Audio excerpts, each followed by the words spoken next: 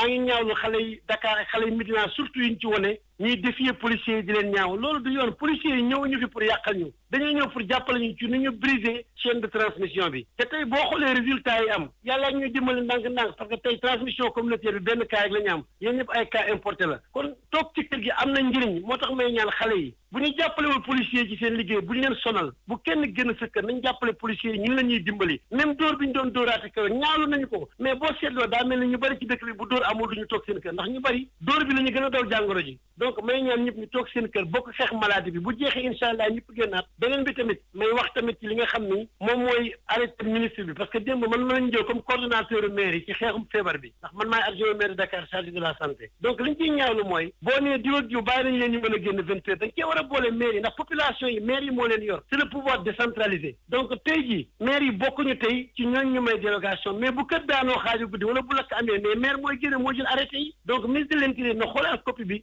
maire yi nee nañ bëgguñu ko leen njàmbaas nañ leen ci boole ci fond bi nga xamante ni moom la état bi dégagé pour dimbali population bi dëgg la démembrement état lañu mais nañu leen boole ci réflexion bi ci waxtaan bi parce que tamit bu ñuy dimbali population bi mais maire yi ñoo gérer population yi à la base te du feebar bi moo tax ñu mën ko fay jëlee depuis toujours fonds sociaux yi ak aides yi ak secours yi maire yi ñoo ko daan gérer